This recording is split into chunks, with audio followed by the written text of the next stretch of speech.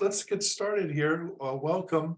My name is Jeff Kripal. I'm a professor at Rice University, and my guest today is Dr. Gustavo Rodrigues Rocha, whom we'll introduce, or he'll self-introduce here in a moment.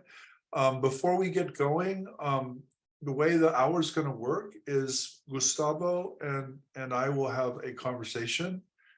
It'll last 30, 35 minutes, somewhere there, 40 maybe, somewhere in there. And then in the last 20 minutes or so, Gustavo will take questions. I'm going to ask you to enter your question in the Q&A function at the bottom of your webinar or Zoom screen. I'll read those and moderate those as well, and then pass them on to Gustavo as we have time. Okay, all right. Thank you all. Welcome, Gustavo. Welcome to the Archives of the Impossible, too. It's good to see you again. It's good to see you, Jeff. It's a great pleasure to be here with you today. Thank you for the invitation. Great. I see you're at the Esalen Institute in Big Sur, California. Yes, exactly. So I chose this background today for our conversation. Firstly, because I love Esalen, who doesn't? And but secondly, because the research I will be referring to in our conversation today took place at Esalen's grounds. Okay, great. Well, maybe we can start there. You know, we were chatting before the webinar started about our history together and what year that was we first met, and through David Kaiser, actually, it turns out, up at MIT, and I do remember that now. But maybe you could just tell a bit of that story to our colleagues here, and then we can dig in, as it were. Okay, yes. So my PhD dissertation was on the history of dissident interpretations of quantum mechanics. Okay. And so I had the fortune to get this Fulbright scholarship. And so I spent a year or so at MIT under the supervision of David Kaiser, who wrote the book, How the Hips Saved Physics. And then by the end of my stay at MIT, I flew from Boston to San Francisco to spend about a couple of weeks interviewing people that were involved in this history that I was writing about. And so in the end, I interviewed Michael Murphy, the co-founder of the Esalen Institute. And the day after that, I drove all my way up to the Big Sur, and then I spent a couple of days researching the archives of the Esalen Institute, and that was back in 2013. Okay. So let's start there. I'm not a physicist, Gustavo, as you know well. I'm not a historian of physics either. But what do these alternative or dissident interpretations of quantum mechanics have to do with Esalen? Let's start there.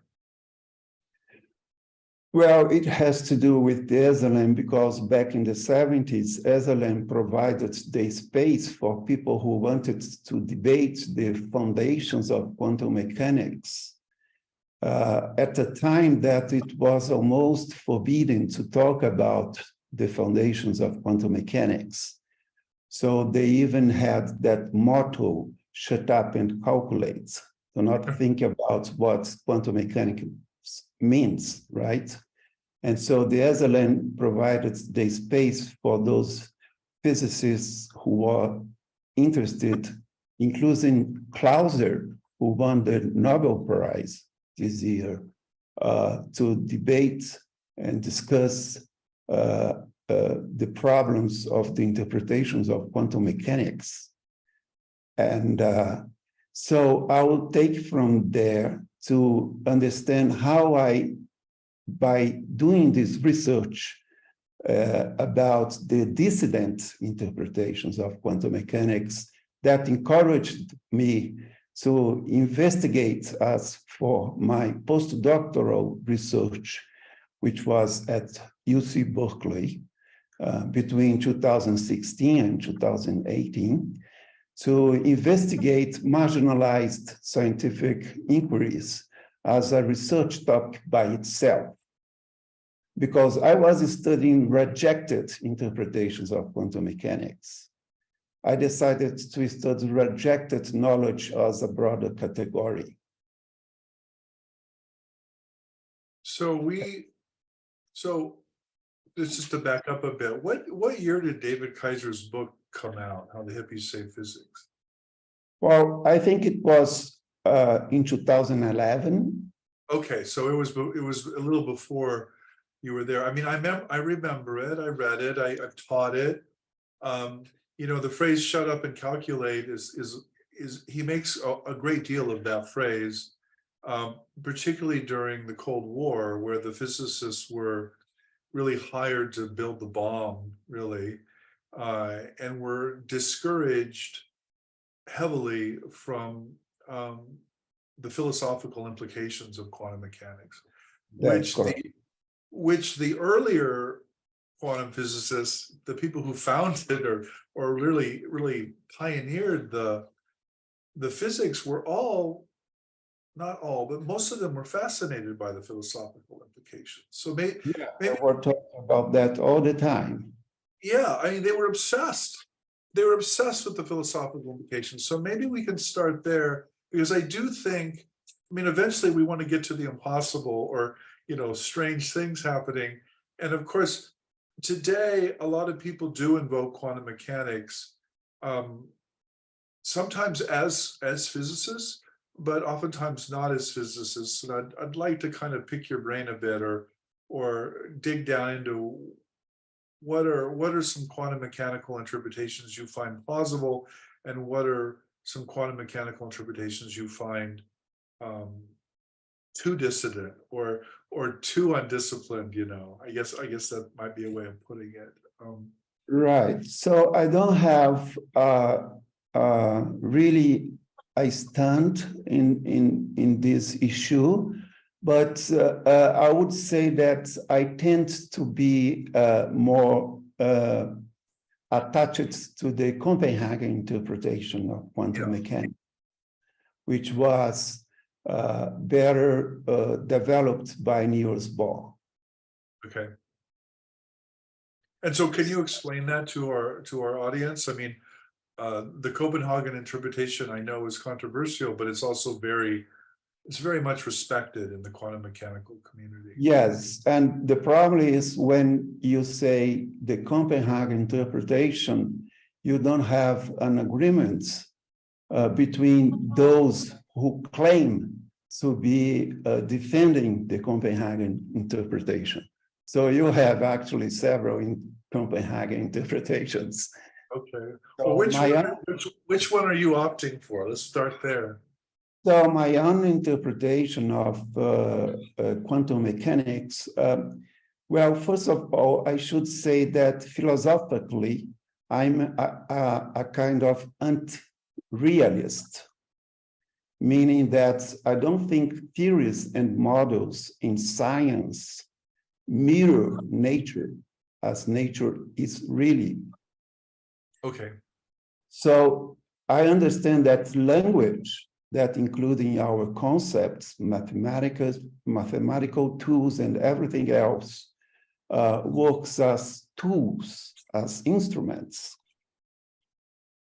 So we have tools, but we have methods, but we should not confuse our methods to approach the natural world with reality itself. I think the Copenhagen interpretation that I hold is this more pragmatic interpretation of not only quantum mechanics, but an interpretation of what scientific theories and models actually tell us about the world. So go ahead, Gustavo. So if you are not attached to the semantic of the description of scientific theories, you can solve some of the puzzles that we come across when studying quantum physics. The duality puzzle, for instance, you know, if I'm sitting on a chair right now, but outside this building, it's raining. If I get this chair and use it as an umbrella, it's not a chair anymore, it's an umbrella, right? If someone wants to attack me in the streets and I try to defend myself with the chair, now it's my field or something, like I'm defending myself with the chair. So the actual meaning of the words depends on how we use the objects. It's not only a question of putting a tag with the sign upon the object, and then we have defined the object just by putting a sign on it. We actually create meaning through semantics, through syntax, and through pragmatics. But scientists forgot the pragmatical level of our understanding. And Niels Bohr was always trying to remind us that language is just a tool, and that the meaning depends on the setting of the laboratory where you are carrying out your experiments. So if an electron is a wave or is a corpuscle, that will depend on what experiments I'm carrying out in my lab. Just as the chair will receive the proper name depending on how I'm using this object, to sit on it, to shelter from the rain, or to protect myself from someone who is attacking me. Yeah. So I know at Esalen in the 70s that these hippie physicists who are interested in things like entanglement were very much interested in them because they thought they were connected to parapsychology and to people's experiences of being connected in ways that didn't seem possible, right? And I also know that a lot of these hippie physicists believed that consciousness or subjectivity was somehow involved in physical reality, that it shaped what reality was, or it would determine a scientific experiment, but could also perhaps determine reality itself.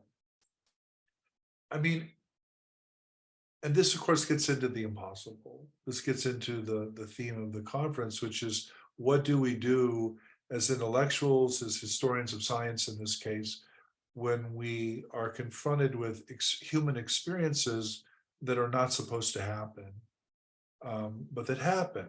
And so things like, knowing instantly when a loved one is dying, or knowing about something that hasn't happened yet. Do these rejected forms of knowledge help us there, or do they hinder us there? If science is really just is pragmatic, as you're arguing, it essentially tells us what we need to know to do a particular task. It doesn't tell us about reality as it is. Yes, but that's when things become interesting. Okay, so go on. So my research that followed this PhD research was actually what took me to all these subjects that we are discussing in the archives of the Impossible Conference. The philosopher Karl Popper saw the demarcation problem as the central problem in the philosophy of science, although his approach to the question is out of fashion now. So in epistemology, the demarcation problem is the question to distinguish science and no science. It examines the boundaries between science, pseudoscience, and other products of human culture. So as a historian of science, I take an empirical, not an abstract look at this question, not a question in abstract as it was for Popper. So I realized that we could learn more about history of science and about the demarcation problem if we took a closer look at knowledge that has been rejected, but it is nevertheless in interaction with the dominant mainstream epistemology. And I call it rejected epistemes. I think the study of rejected epistemes, which began with my postdoctoral research at UC Berkeley, when I had as a case study of knowledge being built in the boundaries, the SUSAN group, the survival seminar group, right?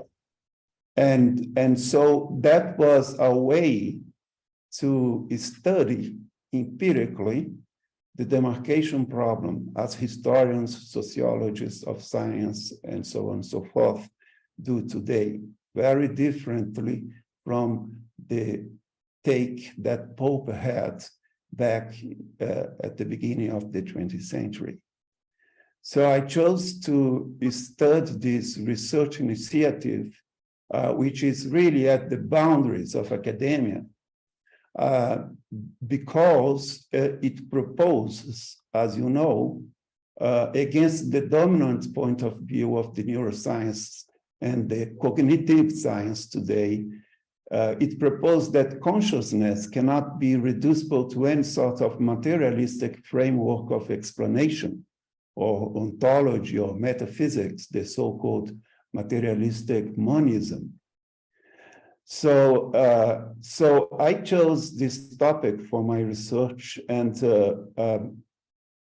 I was at UC Berkeley because I was founded by the Joan Ramsay Center for Science and Religion of the University of Oxford, that has this 3-year project that had 3 main questions. One of them was the relationship between the brain, and the person, right?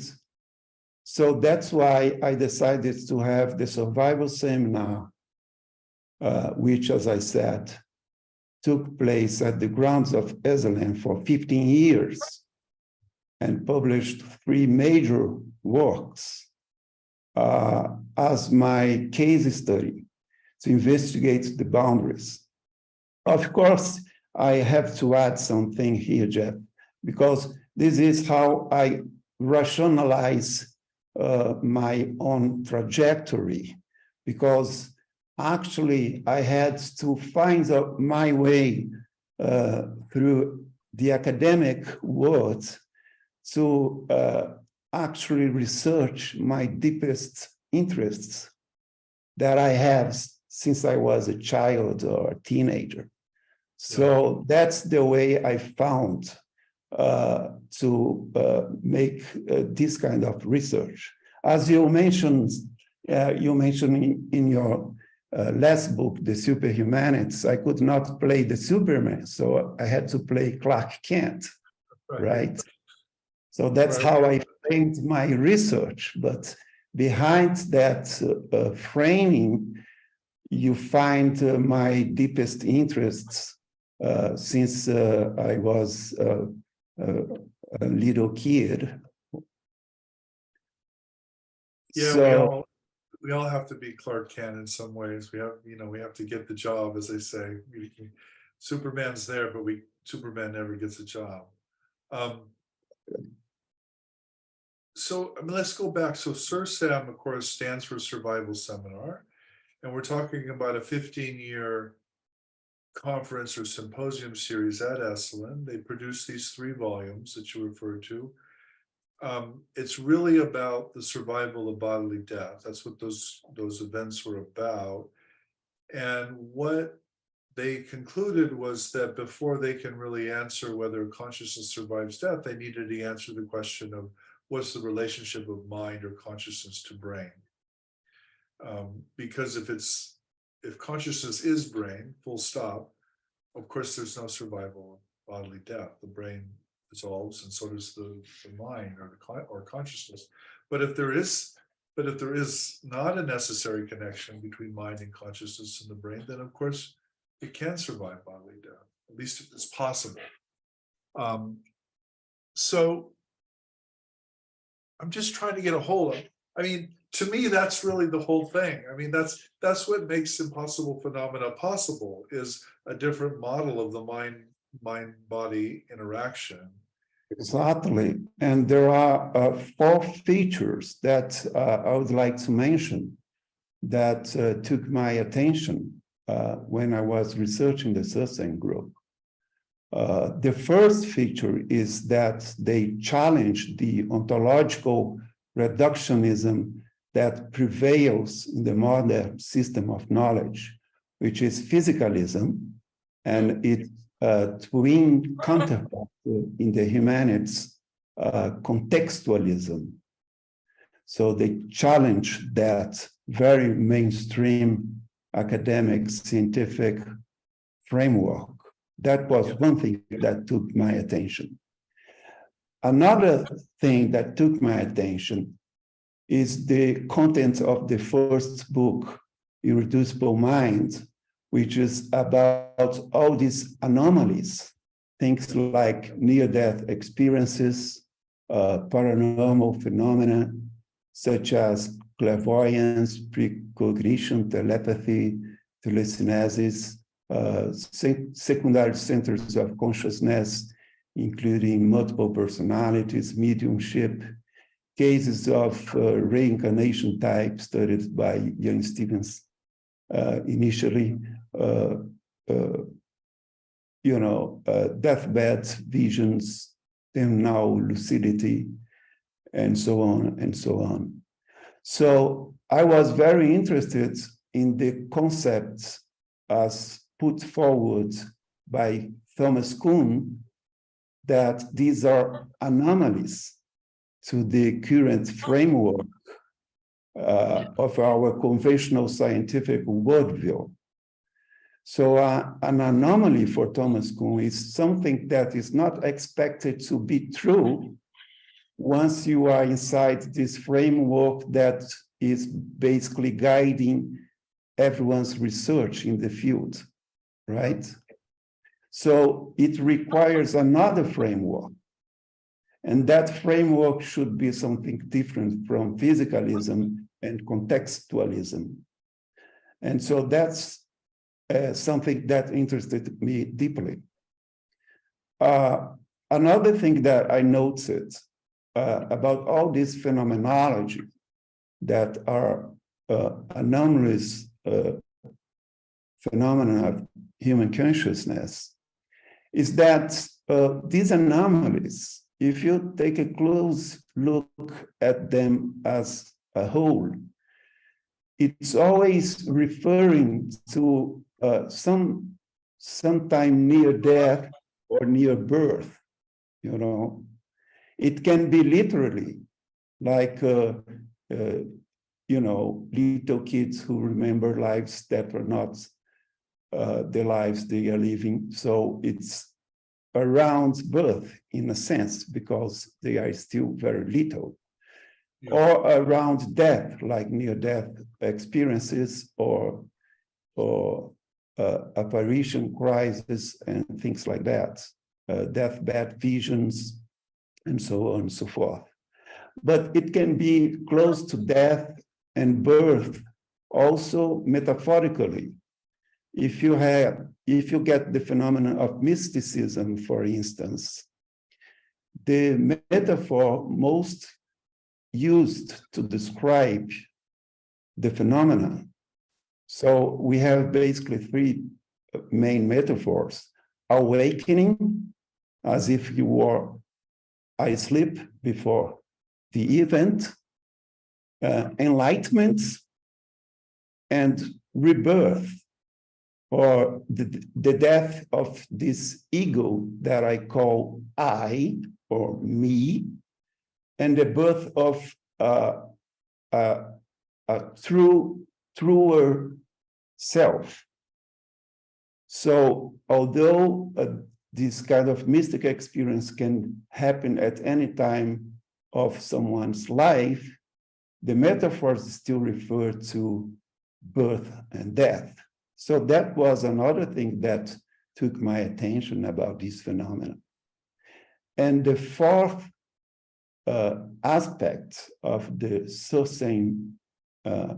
Sossain's group research that took my attention, that makes a lot of sense in the context of everything I have mentioned so far, it is that some of the members of the Sossain group proposed the so-called filter thesis, which makes more sense in the context of ancient philosophy, pre-modern modes of knowing, like Platonism and other Western or non-Western traditions. So as we know, the ancient Greek philosophers had the understanding that philosophy is a preparation for death. And the methods created by Socrates, for instance, was called maieuteps, which is the Socratic method. That means the art of giving birth, right? His mother was a midwife, and he thought he was a sort of midwife, but he gave birth to ideas, concepts, not bodies, right? And so again, you see death and birth linked to the very description what philosophy was for the ancient Greeks. And philosophy was a spiritual exercise, as Pierre Hadou's books show us very clearly. It's a misunderstanding to look at the Greek philosophy and interpret them as we interpret ourselves and modern philosophy. So philosophy was a way of life, and this was what they called ascesis, spiritual exercise. So the organon, which is the word for method, you can find the collection of the works of logic in Aristotle is called organon. And Francis Bacon, in early modernity, called his book, The Novum Organum, the new method. So the organon, in the aspect of ancient philosophy, is our constitution, our body, our mind, our soul, our spirits, whatever we are. This is the organon that must be changed through the ascesis to get access to reality. So it's an experience which differs from modern science that is based on an experiment, not an experience, as a mode of knowing what reality is. So these are the four features that took my attention in the Sossain's research. And then I would have to go on, if you like. I could expand more on what I mean by rejected epistemes and how this concept can help us to shed light on these anomalous phenomenon. Well, let's put a bow on that, or close. I mean, I'm hearing two what I would call really big ideas that I think are worth kind of putting on the table. One is the distinction between the production thesis and the reduction thesis of the mind-brain relationship. In other words, if the brain produces mind, then all of this impossible stuff is impossible. It's not going to happen. It can't happen. it's meaningless, it's silliness. If, on the other hand, the reduction thesis is true and the brain reduces mind or translates it into a social ego or a body, then of course many of these impossible phenomena become immediately possible. So I think there's a nice lineup between what you're calling the filter thesis, which is a shift in the paradigm, right? A Kuhnian shift in the paradigm that allows for this the impossible stuff to become possible, and this more conventional neuroscientific reductive model that the brain produces consciousness or produces mind in toto, and therefore none of this stuff is actually possible. So to me, that's the first big idea. The second big idea is that idea that the human being is the ultimate detector of reality. Experience is, you're privileging experience over experiment here. And which I love. I happen to think that's the way to go. But in our culture, we of course dismiss and demean experience, and we privilege and embrace experiment. So I think that gets us into your notion of the rejected episteme, or the rejected knowledge, which is a very Foucauldian way of talking, but it's in some ways it's not Foucauldian at all, because I think you're pushing towards something that doesn't exist in our order of knowledge, but that does reflect actual human experience. What I hear you saying is our present order of knowledge actually dismisses human experience. Exactly. And if we take these experiences in and think with them, then we have to actually operate in a different order of knowledge, which we don't have at the moment. Right, exactly. So before talking about Foucault and his idea or concept of episteme and how I appropriated that idea for my own work on rejected epistemes, let me just go back a little bit in what you have just said about the filter thesis. You have this filter thesis. Again, in classical Platonic philosophy, the filter is the body as prison to the soul, right? But we have an advance with the modern metaphor of the filter, which is that it understands the filter as the result of a Darwinian evolution and natural selection. The view that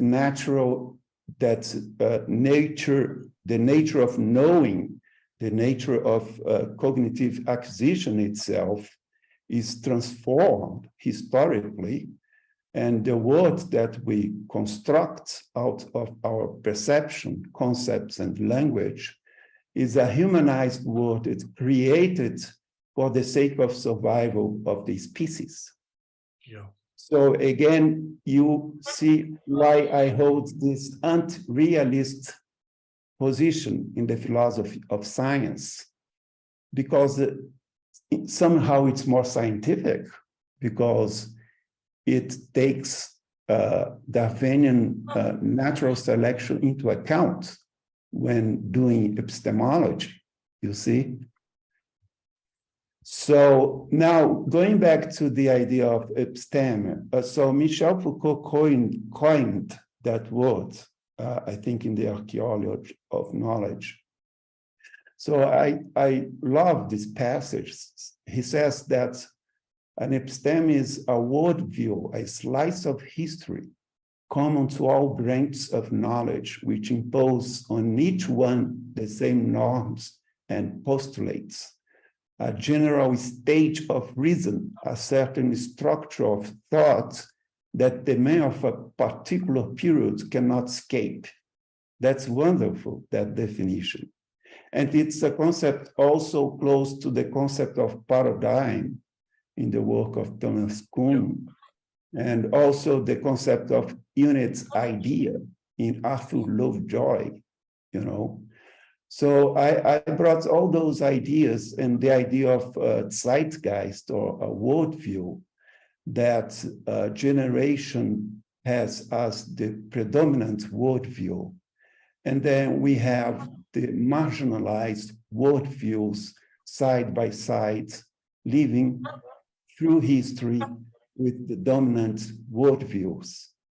And taking depth psychology as an example, it's as if the modern system of knowledge had a self, let's call it the scientific self.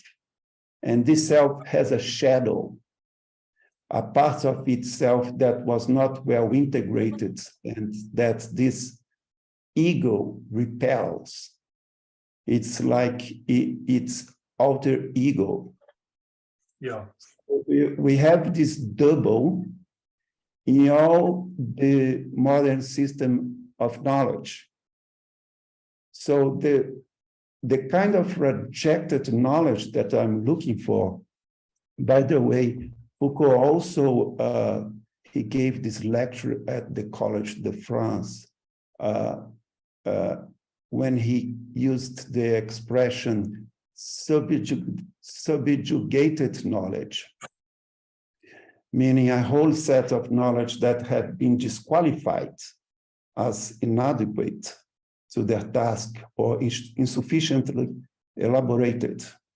So he had something of this sort in mind, but he worked primarily on the genealogy of the mainstream episteme, right? So the idea of the rejected episteme is the idea that you have a shadow episteme that defines the mainstream episteme as the drawing hands by Escher, to know that painting. So they dialectically defines one another. So it's impossible to have a full grasp of what modern science is, having just half parts of the history. So I'm trying to do this shadow history of modern science. That's what I'm trying to do. Now, another thing about Foucault is that I think it was his last interview when he characterized himself as simply a Nietzschean. And to be honest, I like Friedrich Nietzsche more. And in a famous essay titled On Truth and Lies in a Non-Moral Sense, Nietzsche had two important insights that were brought fully to fruition only generations later. Foucault is an example. So the first of these insights is I never forgot this passage when he says, "What then is truth?" And he answers, "It's a movable host of metaphors and metonymies and anthropomorphisms." So we tend to firmly believe in this sharp distinction between literal and figurative meaning. Again, we are talking about my anti-realist position, the philosophy of science. And Nietzsche is reminding us that there is no such a thing as a literal meaning, as if our cognitive apparatus could represent reality as a mirror. However, when the metaphor becomes so ubiquitous, so pervasive and petrified in our order of knowledge, in our modes of understanding, and then we start to take it literally as the representation of reality. Gustavo, let me push this a little more. So let me push your anti-realism. So are you saying that, well, obviously you are saying that scientific statements are not about reality. They're pragmatic. They get us certain things and they get us certain truths that we can use and build things with, but that it doesn't refer or correspond directly to any kind of reality out there. Are you saying Yes, that? I'm Yeah, saying that what we are calling the filter before yeah, is the structure, as Kant himself taught us.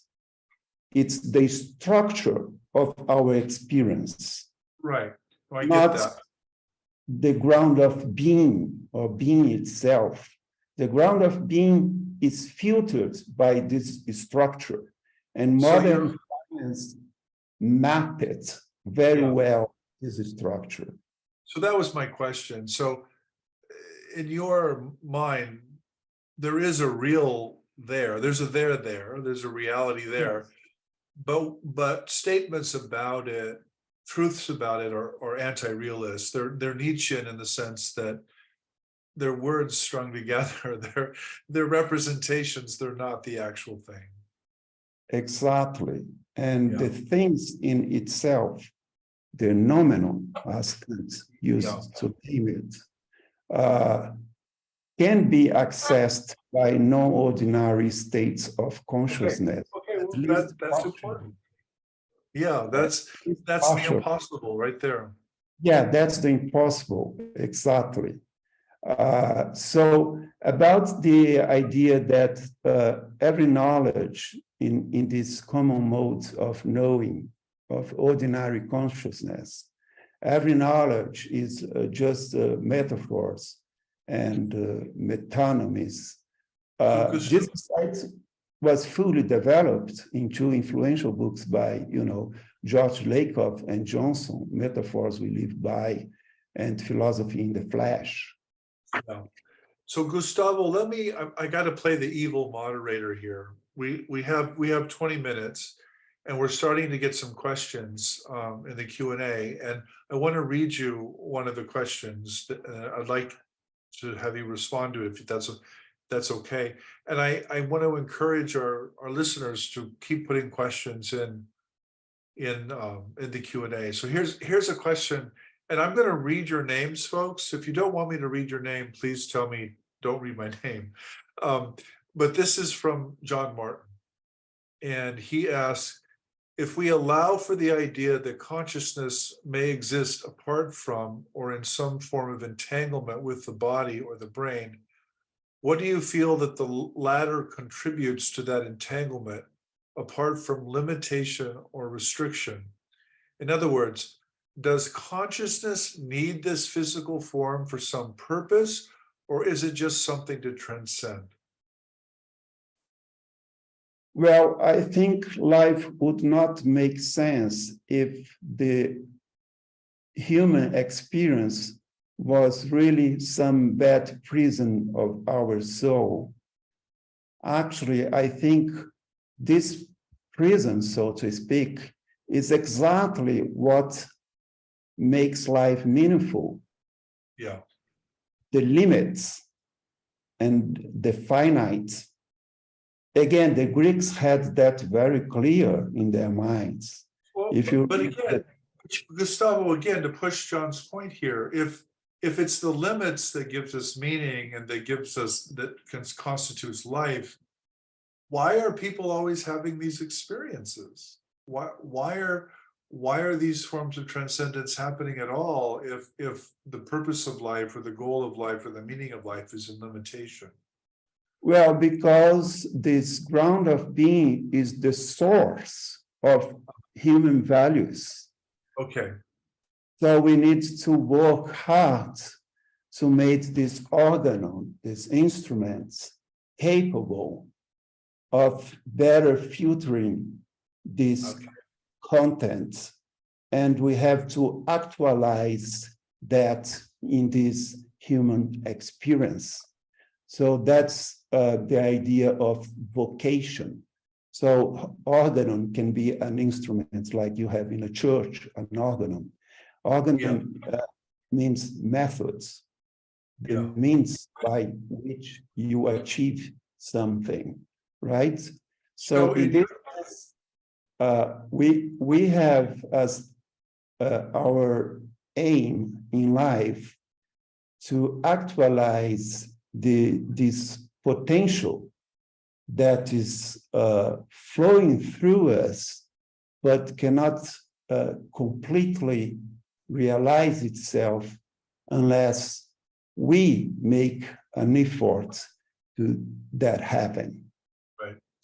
So, you know, if I can just translate, I think what you're saying, to speak in the theological language of my ancestors, my family, the goal of life is to become a more clear mirror or filter or organon in your language or of the ground of being. Yes. Okay. Yeah. So the idea is that we have to somehow unite the opposites, the finite and the infinite, the singular and the universal. Okay. So we have something that is universal, but we have something that is singular. Okay. And so this human actualization is the union of the opposites. When you become yourself, you know, that's the moral obligation for Nietzsche. Right. Sollst der werden, der du bist. You must become yourself. That's a Nietzschean saying. So another question, this one from Michael Kurian, actually. Michael asks, the idea of an unintegrated episteme that is essentially a repressed shadow of experiences we can't make sense of makes me think of Carl Jung. Does attempting to integrate and render conscious the shadow episteme, does this destroy the previous paradigm which forced the things it couldn't make sense of underground? Or does it move the previous paradigm into a state of wholeness? So does that question make sense? In other words, is the shadow a shadow for a reason? Is it something that makes possible the present episteme, or is it something we need to acknowledge and integrate towards some kind of greater episteme? Yeah, that's correct. That's how I see The latter. Yeah. So as a psychoanalyst, the psychoanalyst wants to help his or her patients to integrate his or her shadow, right? As a historian of science, I want to help our collective consciousness to integrate the shadow of modernity, the shadow of modern science. That would be an emergent new epistemology. So, Gustavo, if you're me, if you're Jeff, and you're talking to your president and your dean and your provost at Rice University, why are you having this conference, Jeff? Come on, why are you doing this? If I say, oh, it's to integrate the repressed shadow of modernity, that's an answer. In other words, the conference or the conference series or the intellectual project of taking these impossible experiences as possible is part of a long therapeutic healing process that will move Western culture into some more mature form of knowledge. Is that adequate? Am I translating correctly? But to understand what I mean by rejected episteme, we need to understand what I mean by the modern system of knowledge, right? And okay, so the idea of modernity is a modern invention, right? And so you have the critics of this modern invention. You have some European-centric critic of modernity, such as psychoanalysis, Marxism, feminism, post-structuralism, post-modernity, and so on and so forth. And you have also a critique of modernity coming from non-European histories, such as subaltern studies, decolonial studies, and all that. So if you get this idea that we have a critique of modernity, and you follow these thinkers, you are going to find out that at some point, this critique became also a critique of our mainstream epistemology. So if you get the colonial studies, you find authors like Boaventura de Souza Santos, who wrote this book, Epistemologies of the South, so if you get the feminist epistemology, for instance, you have the attempt to form what Sandra Harding, a feminist philosopher, calls strong objectivity. So some people accused the feminist epistemologists of being relativist. Yeah. But it's quite the contrary. She was arguing that she wanted a strong objectivity, a stronger objectivity. If I have an object on the table and there are several observers of that object, the more perspectives I get, the more objectivity I get about that object. So that's what the feminists were claiming when criticizing the mainstream epistemology. There is a gender issue involved in the mainstream epistemology that they wanted to tackle. So the same thing works for all those critics or schools or streams of critics of modernity. You have an epistemological version of those critiques for every and each critique. Let me just shift the talk here a little, because again, I'm looking at the clock. We only have 10 minutes, and I want to ask another question that John Martin's posting, which I think is a version I was trying to ask earlier. Let me frame this question first. So Philip Ball is a science writer. He's a writer about the interpretation of science in modern culture. And essentially what Philip argues is that we need art and novelists and movie makers to interpret quantum mechanics for us and to help integrate these ideas into public culture. In other words, to move the ball forward, we have to reimagine what's possible and reimagine what quantum mechanics is.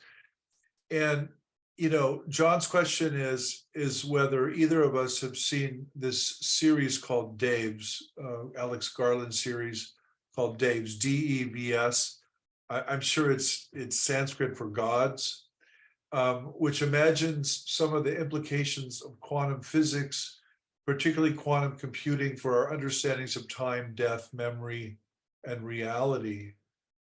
If so, if you've seen it, do you feel that its speculations are feasible or coherent, or did it miss something important in these discussions? So I have not seen this series, but I'm deeply interested in this question. What does quantum mechanics look like, as a film or as a television series or as a work of art? Is it something we can integrate into public culture, Gustavo, or is it just something that there's no way we can ever integrate it? Okay, so let's go back to what I call the modern system of knowledge.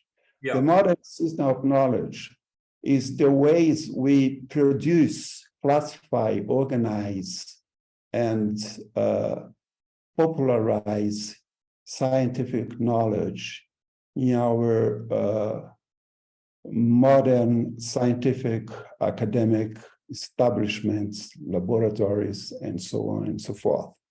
So that's the system. It's like a living system that has a boundary, that has a metabolism, that has a history.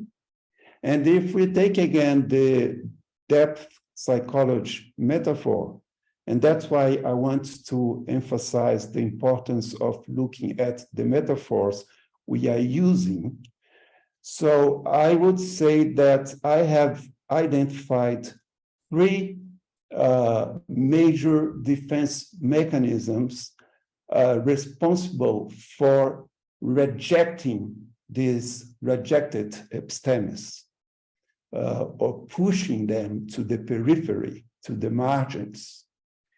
And so, so these are reductionism, which has many versions: ontological reductionism, methodological reductionism, epistemological reductionism. So reductionism is a sort of defense mechanism which pushes this forbidden knowledge to the periphery of the modern system of knowledge, of this living system that cannot metabolize these anomalous experiences.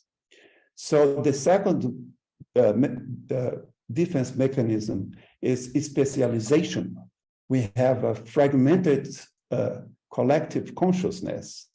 And as it happens in psychology, for instance, someone with multiple personality, it can happen that one personality is not aware of the other personality. So fragmentation in depth psychology has always to do with forgetting who we really are.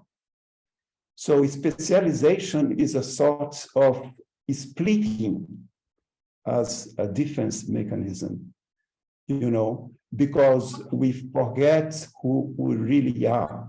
We lose the big picture. So that's the difference between what I call a patchwork episteme, which is the modern episteme, and the architectural episteme, which is the pre-modern kind of episteme. So it's as if I look to the Taj Mahal in India, you know, every piece of the building was put there, having in sight the whole. So you have a symmetry on the reflection of the building on the lake and the pool they have in front of it. You have an axial symmetry and so on and so forth. Now, a patchwork episteme is what we have now.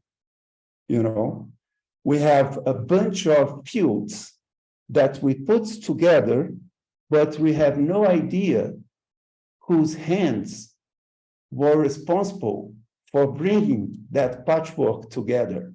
Yeah. So we have an unconscious metaphysics. And so that's the metaphysics of postmodernity. It's an unconscious metaphysics. We forgot that we need some sort of metaphysics when we denied the need of metaphysics in the birth of modern science. So splitting is a mechanism of defense in psychoanalysis. It's akin to specialization. And another one is objectification, this Cartesian split between subject and object, and the ideal of modern science of objectivity, meaning that we need to get more and more domains of human experience under the scrutiny of objectivity. We need to make the field of our study an object. That's cool when you are building computers, but what about psychology, human sciences, social theories? can we objectivize human consciousness? And that's the problem. But the tendency of the history of modern science is increasingly the tendency of objectivation, right? So objectivation is also a defense mechanism. So I could make analogies about psychoanalysis defense mechanisms and those three defense mechanisms that I have just mentioned. But going back to the question, so what happens is that this ontological reductionism has as a metaphor for the modern system of knowledge a structure like a tree. So Descartes used the tree as a metaphor for the order of knowledge. Those who wrote during the Enlightenment, the Encyclopedia, d'Alembert and Diderot, they had a tree as the way they organize knowledge. What's the problem of this kind of metaphor? The problem is that a tree is placed upon its roots, so you have a foundation. Yeah. So that's the kind of ontological reductionism that we have today. Yeah. So it's as if we construct from the simpler to the more complex systems, from physics to chemistry to physiology to psychology to sociology to comparative study of religions and so on and so forth. And the more you go up in this building, the less real is what you are studying. Yeah, no, I'm well aware of that. I'm in one of those. The more you go down to the foundations of the building, the more real you believe your talk is. Gustavo, I'm so sorry. We're out of time. I mean, I gotta close this down. I mean, your last comments there are just to close with a joke. I mean, Braun Taylor used to joke that, in the Western worldview, the more dead something is, the more real it is, and the more alive it is, the less real it is. And I think that's basically what you were saying, that there's a built-in metaphysics in this order of knowledge that we're challenging, I think. I hope. Right. And if you get the ancient episteme as an example, the metaphor was not a building, a tree or something like that. It was a circle. So imagine if you get all these disciplines, and instead of having a straight line, now you have a kind of Ouroboros structure, a circle. Yeah. So now the question is, what is real in this new order of knowledge? Yeah. And that's my point. We can access reality through humanities, through natural sciences, through all these parts of...